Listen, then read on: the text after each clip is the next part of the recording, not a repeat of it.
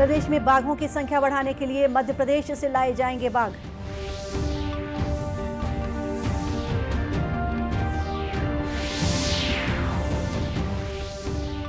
बीजापुर के मिरतुर थाना क्षेत्र में माओवादियों और पुलिस के बीच मुठभेड़, एक माओवादी की मौत।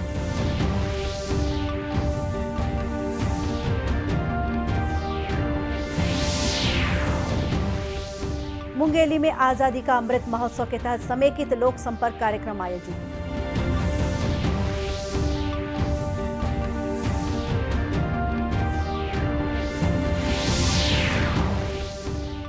और भारतीय नेत्रहीन क्रिकेट टीम ने T20 वर्ल्ड कप तीसरी बार जीता, केंद्रीय मंत्री ने किया सम्मानित।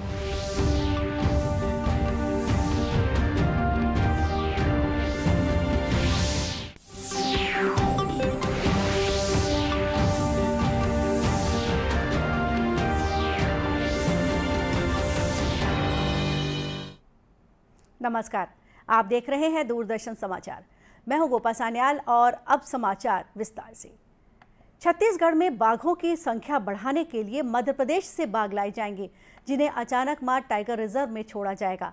साथ ही बार नवापारा अभ्यारण्य में भी बाघों के लिए अनुकूल परिस्थितियों के चलते टाइगर छोड़े जाएंगे। मुख्यमंत्री की अध्यक्षता में उनके निवास कार्यालय में आयोजित छत्तीसगढ़ राज्य वन्य जीव बोर्ड की बैठक में प्रस्तुत किए गए इन प्रस्तावों को मंजूरी दी गई। इसके अलावा वन्य प्राणियों की सुरक्षा और संरक्षण, वन्य प्राणी मानव द्वंद्व रोकने के अनेक प्रस्तावों को मंजूरी दी गई। मुख्यमंत्री ने वन्य प्राणियों की सुरक्षा और संरक्षण के लिए वनों की 10 किलोमीटर की परिधि के गांवों में आजीविका मूलक गतिविधियों को बढ़ावा देने और वन्य प्राणियों की सुरक्षा की दृष्टि से वन क्षेत्रों में संचार नेटवर्क को मजबूत बनाने के निर्देश दिए। साथ ही हाथी मानव द्वंद्व रोकने, जागरूकता अभियान को गति देने और वन्य प्राणियों के लिए पानी तथा चारागाह विकसित करने के निर्देश भी अधिकारियों को दिए। बैठक में इनसे संबंधित प्रस्तावों को मंजूरी दी गई।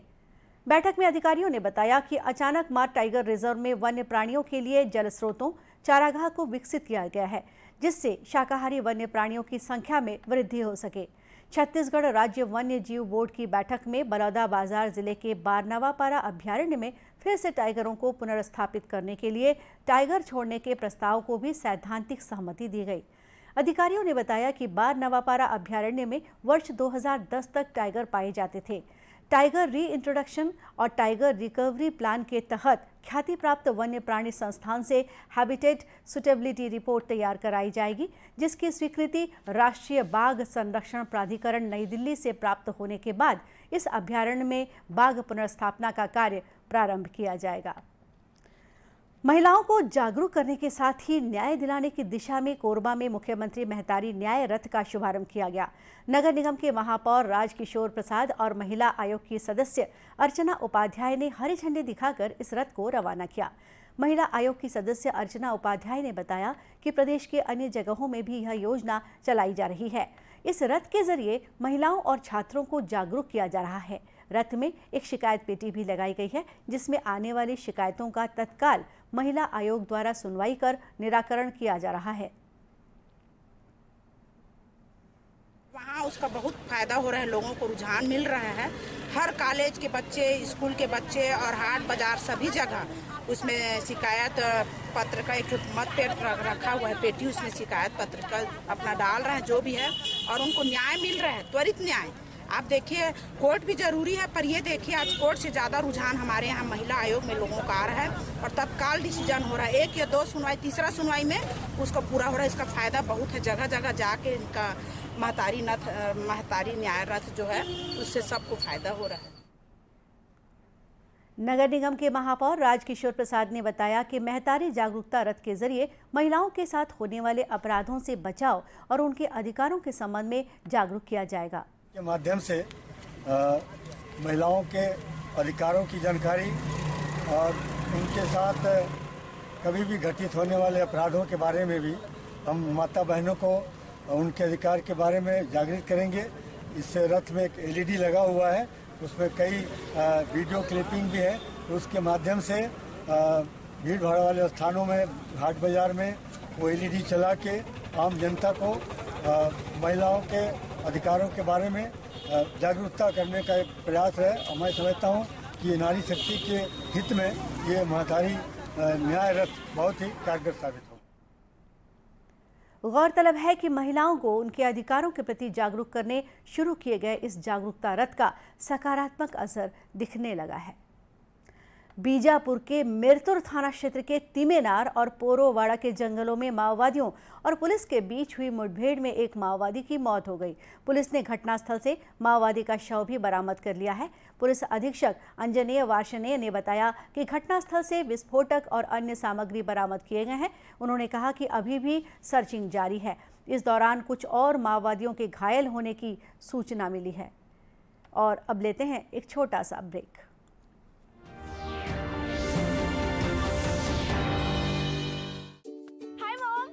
फिर से शॉपिंग? बाबूजी, आपने इसे बिगाड़ के रखा। लिमिट में करो तो कुछ बुरा नहीं होता है। बिना लिमिट शॉपिंग करेगी आपके कार्ड पे ऐड ऑन जो है। मैंने तो कार्ड पे लिमिट सेट कर दिया। अच्छा, इसके फायदे ये हैं कि रिस्क कम हो जाता है और अगर फ्रॉड भी हुआ तो तुरंत बैंक को बोल दीजिए, नुकसान कम। दादू, hey! नेक्स्ट टाइम ये pink dress. You are the limit. Limit तो सेट है। आरबीआई कहता है जानकार बनिए, सतर्क रहिए। It's another six. रिचार्ज, जल्दी रिचार्ज करा। ये क्या किया?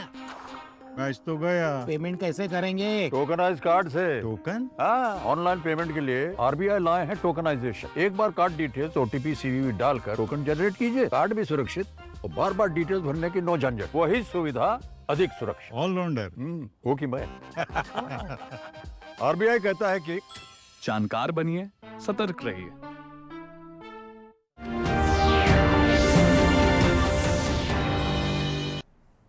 ब्रेक के बाद एक बार फिर स्वागत है आपका दूरदर्शन समाचार में। मुंगेली जिले के लोधी विकास खंड अंतर्गत ग्राम पंचायत तकरार में आज़ादी का अमृत महोत्सव कार्यक्रम का आयोजन किया गया। इस कार्यक्रम के मुख्य अतिथि विधायक धर्मजीत सिंह थे। इस मौके पर श्री सिंह ने कहा कि आज़ादी के अमृत महोत्सव में अपने गौरवशाली इतिहास को याद कर हमें एक सशक्त भारत के निर्माण की प्रेरणा मिलती है।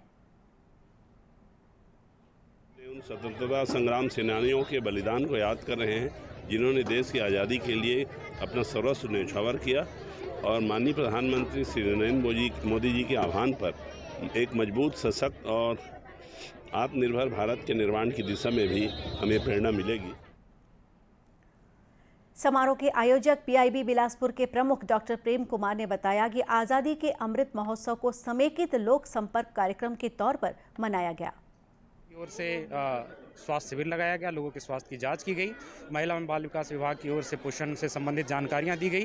कुल मिलाकर के इस आयोजन को एक समेकित लोक संपर्क कार्यक्रम के रूप में मनाया गया, जिसके तहत विविध प्रकार की जागरूकता प्रतियोगिताएं की गई, जागरूकता कार्यक्रम आयोजित किए गए।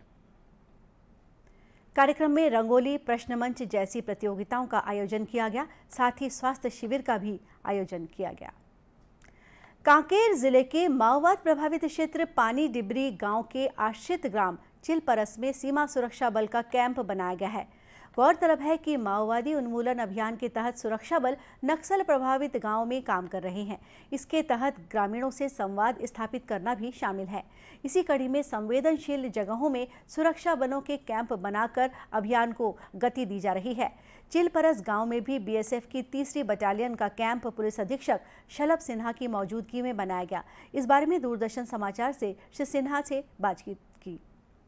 हम लोग जब आए थे तो सड़क की स्थिति और बुरी थी। आते समय ही हम लोगों ने प्रयास किया कि प्राइमरी जो मरम्मत का कार्य है वो चालू कर दें और उसके बाद से अब बाइक से भी हम देख रहे हैं लोग लगातार आना जाना करते हैं। 4 व्हीलर में भी लोग ट्रैक्टर्स वगैरह में आना जाना करते हैं। प्राथमिकता यही रहेगी कि सड़क को जल्द से जल्द पूरा कराया जाए। 2 नाले पड़ते हैं जिनमें बड़ी बड़ी पुलियाँ बननी है, तो उसमें भी कुछ एक ऐसा कार्य हो जाए कि लोग ऑल वेदर यहाँ पर आना जाना कर सकें। श्री सिन्हा ने बताया कि कैंप बन जाने से गांव में सुरक्षित वातावरण मिल पाएगा, जिससे यहां विकास कार्य आबाद रूप से किए जा सकेंगे। छत्तीसगढ़ के वीर सपूत शहीद लेफ्टिनेंट अरविंद शंकर दीक्षित का 51वां शहादत दिवस आज राजनांदगांव में मनाया गया। इस मौके पर प्रार्थना सभा का आयोजन किया गया और उन्हें श्रद्धांजलि दी गई। श्रद्धांजलि समारोह में पुलिस बल ने शहीद अरविंद शंकर दीक्षित को सशस्त्र सलामी दी।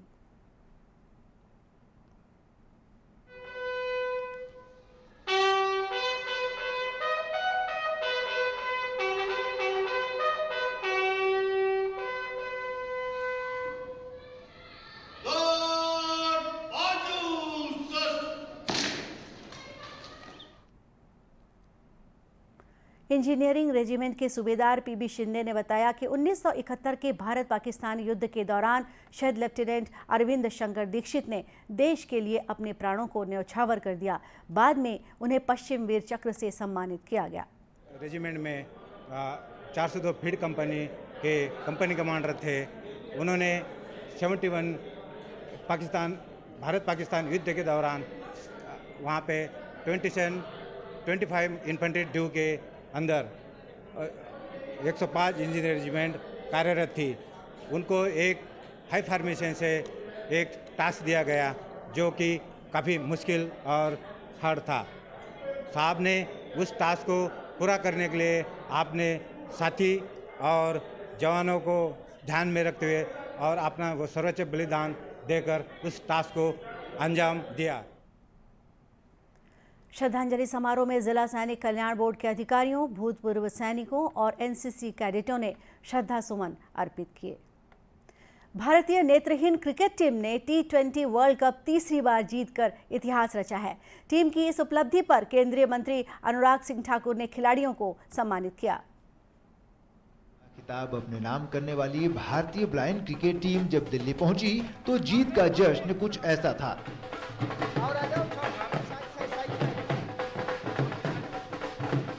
मौका था विजेता खिलाड़ियों के सम्मान का।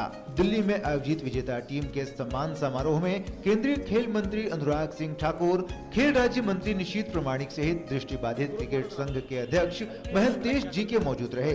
खेल मंत्री ने लगातार तीसरी बार T20 विश्व कप का खिताब जीतने वाली ब्लाइंड क्रिकेट टीम के सदस्यों को सम्मानित किया।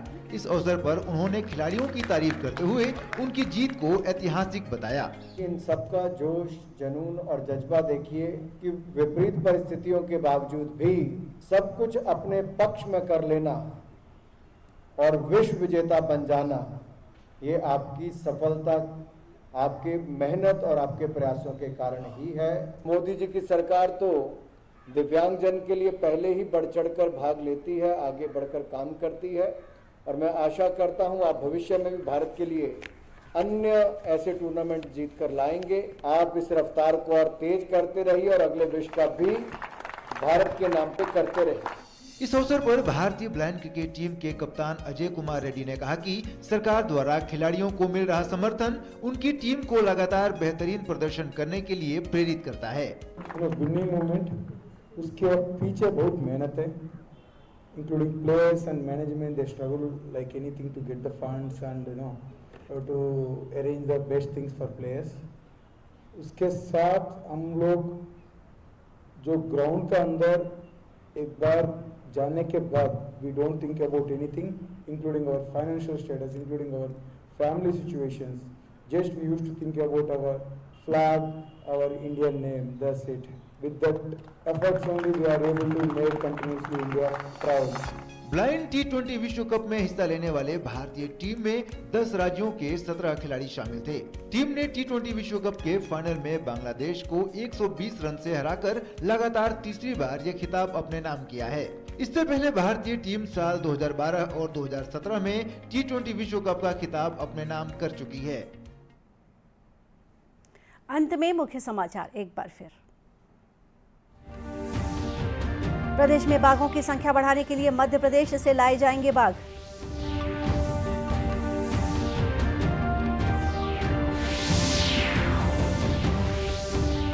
बीजापुर के मिरतुर थाना क्षेत्र में माओवादी और पुलिस के बीच मुठभेड़, एक माओवादी की मौत।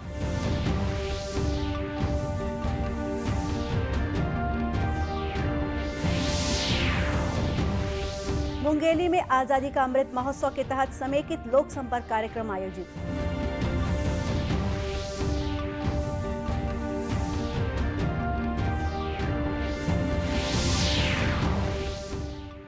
और भारतीय नेत्रहीन क्रिकेट टीम ने T20 वर्ल्ड कप तीसरी बार जीता, केंद्रीय मंत्री ने किया सम्मानित।